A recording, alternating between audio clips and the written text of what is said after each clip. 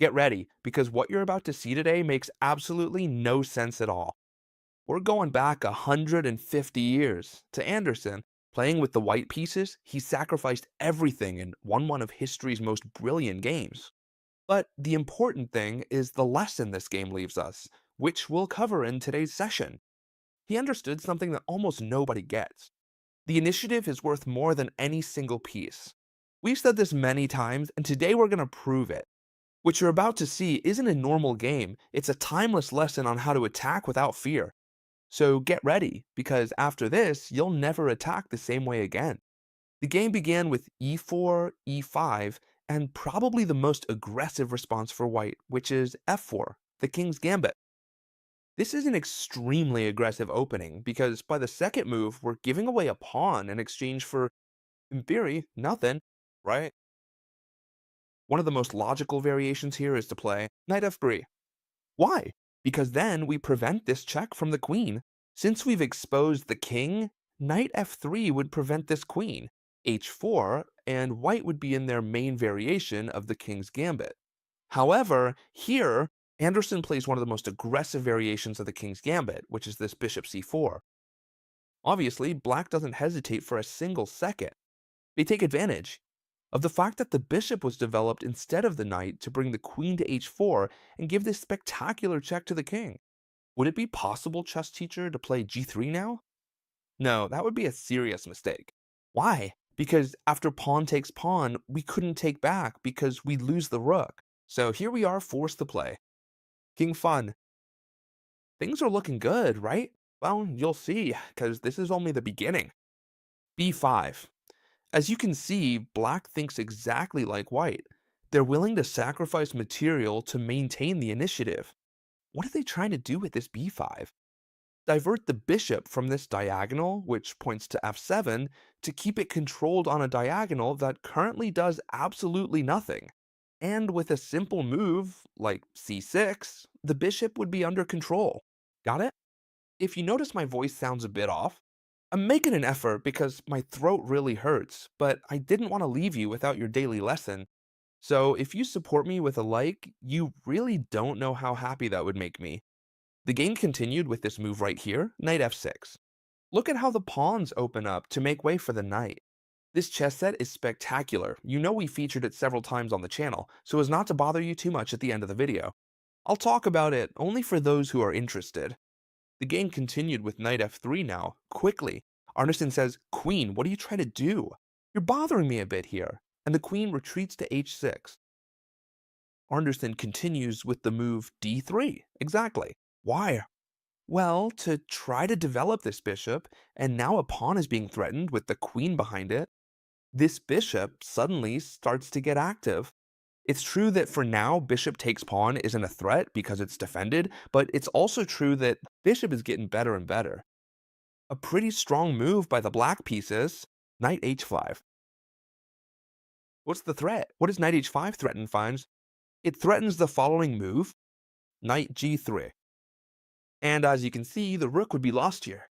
It couldn't be captured because the queen is pinning this pawn. Therefore, what this knight h5 is threatening is knight g3. Very low. How do we stop this, then? Well, there are a few ways to do it, honestly. One of the best ways, perhaps the only one, besides moving the king to g1, which would be very sad, is what Anderssen did in the game, knight h4. The idea is to cut off this advance of the queen, so that if knight g3 now, it would be a mistake because we'd simply do pawn takes knight and we'd be winning a piece. The queen continues to penetrate through g5. Now the white pieces are threatening again. The got 2 point, it's true that it's well defended, but it's also true that it could be threatened at some point by advancing with their pieces and their bishop. Wait, chess teacher, one thing. How can it be that you told me white sacrifices material to attack if what I'm seeing is that black is the one attacking? Careful, because they're attacking pointlessly, okay? For now, it's true that, well, it might seem like he's placing the pieces more or less correctly. However, either you checkmate me or I'm gonna crush you. And you'll see, because Anderssen's lesson, I'm telling you truly, is one of the most spectacular lessons I've seen in my life. The only move to save both pieces, knight f5. As you can see, the knight was being threatened and the bishop was being threatened. There's no other move that can avoid this double attack. This way, with the knight, we cut off the rank so that the queen can't take either the knight or the bishop. C6. I'm sure many of you here would be thinking about retreating the bishop to c4 or retreating it to a4. The truth is that Anderssen wasn't in the mood for that nonsense. He was going further. g4. Now I'm threatening this knight so that if you capture my bishop, I'm going to capture your knight. Or even better, I'm going to play h4, threatening your queen. And this would be a bit dangerous. That's why knight f6 seems more prudent. The knight moves away, and now this bishop on b5 is still being threatened. The game continues with rook g1, a completely logical move. Why? Because with the knight jump to f6, this pawn on g4 is being doubly threatened by the knight and the queen. Rook g1 not only defends the pawn, but also prepares the rook for a possible attack along this file. You'll see that here the queen is already starting to be quite trapped back there, you see? That's why here, black must already start being a bit careful, to protect that queen a little and free up some space so as not to lose her. They make a mistake, they take the bishop. Don't tell me you don't have greedy friends who always take a piece whenever they can. So this is where we have to take advantage. How do we keep pressing in this position? You know that in these types of lessons, whenever you want, you can pause the video and try to think for yourselves. The key idea here is that we must try to put pressure on this flank over here. We want to play h4. Would h4 be a good move now? Probably so, and that's what Anderssen does. Why? Because it threatens the queen. This pawn is well defended. And this other one is also well defended, since this knight defends it without any problem at all. The queen retreats to her only free square. She has no other choice. And now many of you would think, let's see, I can keep threatening the queen, but she'd just come back here and I'd have no way to threaten her. Well, that's precisely what Anderssen does. He plays h5, and the queen simply returns to her original position. Wait, Chesnature, this makes no sense because I've given the black pieces. This escape square. Careful. Is this queen on a safe square? Yes. Does this queen have any other squares to move to? No, not one. See? It's starting to get dangerous.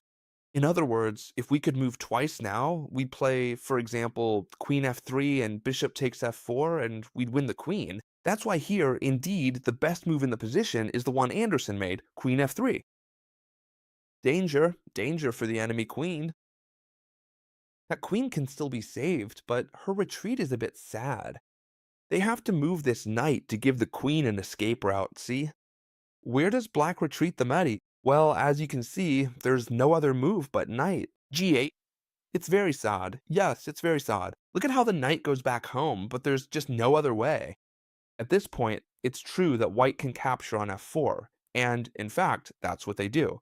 But black has at least managed to find a good retreat for their queen. How do you see the position? For now, we're a piece down, but naturally, I'm sure you all like the position of the white pieces. The queen has to retreat, and the idea is that we must keep attacking, so why don't we bring in the last minor piece we have left? So it's true, our opponent has an extra piece, but look at how active our pieces are. It's very important, very important that in your games you keep your pieces active. No matter how much of a material advantage you have, if all your pieces are on the background, as in this case, it won't do you any good. Absolutely no good at all. The game continued in the following way. Bishop c5, the rook is under attack. Where do you think Anderssen moved that rook? You know where he moved it, right? For now, he didn't move it. Knight d5 threatens the queen, and also threatens something else. Knight c7 check, and I take the rook. So if they attack my rook, I can launch a much better attack, right? A much more powerful one, which is threatening the queen. Queen takes b2, excessive greed. What do you think? Do you think this queen takes b2 is a good move? Interesting. One rook is threatened, the other is threatened, but nevertheless, he's allowing knight c7. Retreat that. that here, black might be getting a little too carried away with material. You know that materialism is one of the sins of chess? Taking too much material while losing the initiative. And in this game, it's completely, how do you say it? Proven, right? Bishop d6, and this game is about to collapse. Why? If bishop takes bishop followed, then knight takes would follow. And that king would have practically no escape because bishop takes would follow. Knight takes, the king would go to f8, and checkmate would come through here. So it's clear that this bishop can't be captured for now. But the black player says, well, then I'll take your rook. I'm not taking that bishop, I'm taking the rook. Excessive greed? I've been telling you this the whole time. And watch how the game ends now. He takes the bishop, moves the rook. What will the white player do? He advances a pawn. What do you think? Impressive or what? In this way, what he's doing with this pawn advance is further restricting any kind of option for the black pieces. But wait, chess teacher, you're going a bit crazy. Now black can capture this rook, and they've captured both rooks, and with check too. Queen takes a 1, I take both rooks with check, and with x-ray, I defend the bishop. It's impossible, chess teacher, that this could be bad for black. Careful. No matter how much extra material you have, in this case, a rook, another rook, and a bishop, look, I have 3 minor pieces attacking while you've completely ignored the defense. So the game simply ended this way. We have to move out a check. King e2 seems like the most logical move. Knight, 6 defending the c7 square. This square's dangerous because we could enter at any moment with the knight. And then white continues with knight takes g7. The king have to move, only move. King gate. And now let's see who can find the checkmate before I say it. It's a wonderful checkmate and 4 moves, and it contains another sacrifice. We've sacrificed a pawn first, then the bishop, then both rooks. And watch out, because I'm giving the solution, now the queen is sacrificed on f6. Don't tell me this isn't spectacular. The only option the black pieces have here is to capture that queen.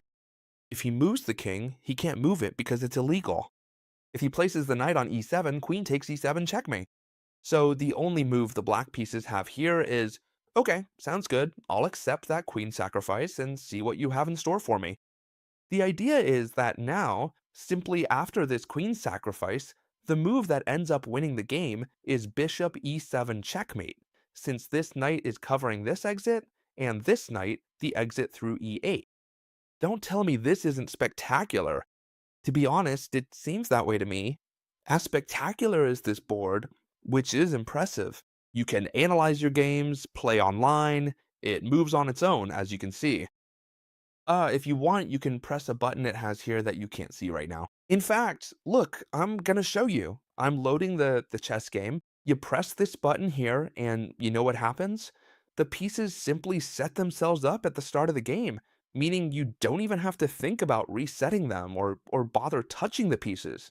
The idea is that whenever I bring you things like this to the channel, I talk to the store that carries these products, so they can give you an exclusive discount.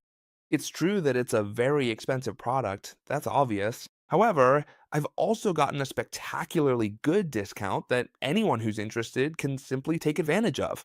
The discount isn't just for this chess set, but for the entire store. You have this one, the chess set with the tablet, the screen here on the right. I'm sure you've seen it many times on the channel. The electronic, portable one, you have several. So I hope you loved this video. If you want, you can go to the website I'll leave for you down in the description. And as always, if you leave me a nice I'll appreciate it today more than ever because my throat really hurts. And we'll see each other now, once the bishop is in place, in the next video, friends. Bye.